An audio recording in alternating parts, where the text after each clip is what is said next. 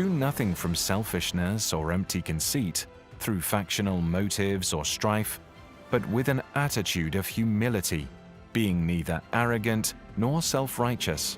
Regard others as more important than yourselves. Do not merely look out for your own personal interests, but also for the interests of others. Have this same attitude in yourselves which was in Christ Jesus. Look to him as your example in selfless humility. Sometimes this kind of unhealthy rivalry begins from a conversation like the one the disciples of Jesus had in Luke 9 verses 46 to 48 Amplified Bible. An argument started among them as to which of them might be the greatest, surpassing the others in esteem and authority. But Jesus, knowing what they were thinking in their heart, took a child and had him stand beside him, and he told them, "Whoever welcomes this child in my name welcomes me, and whoever welcomes me also welcomes him who sent me. For the one who is least among all of you, that is the one who is genuinely humble, the one with a realistic self-view, he is the one who is truly great."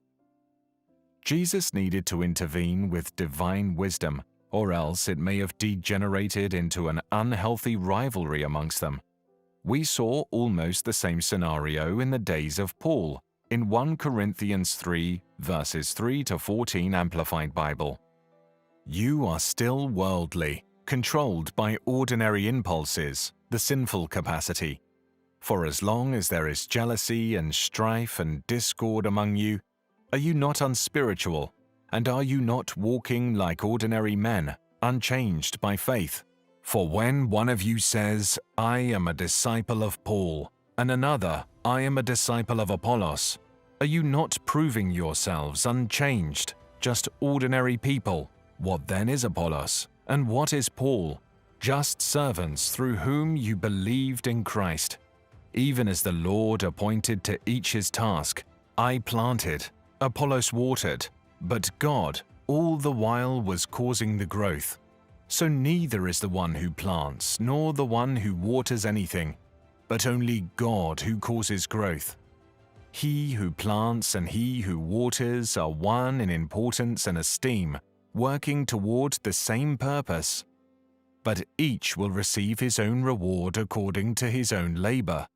For we are God's fellow workers, his servants, working together. You are God's cultivated field, his garden, his vineyard, God's building, according to the remarkable grace of God which was given to me to prepare for my task. Like a skillful master builder, I laid a foundation, and now another is building on it.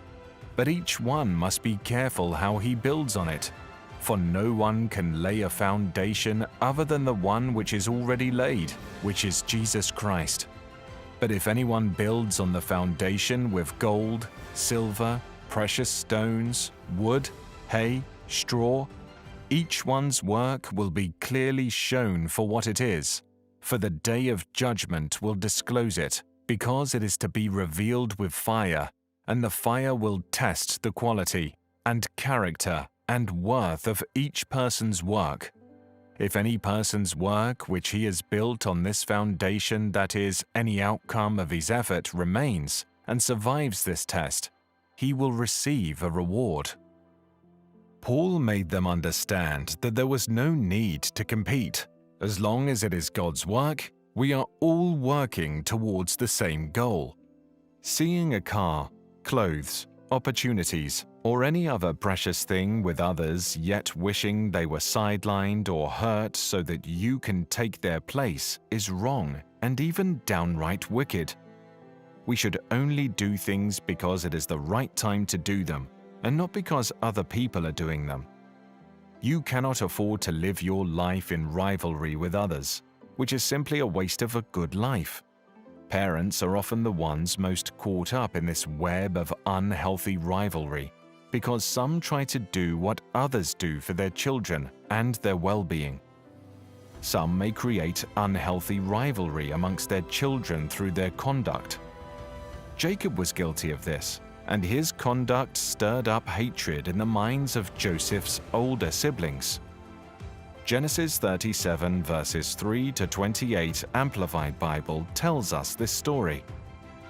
Now Israel, Jacob, loved Joseph more than all his children, because he was the son of his old age, and he made him a distinctive multicolored tunic.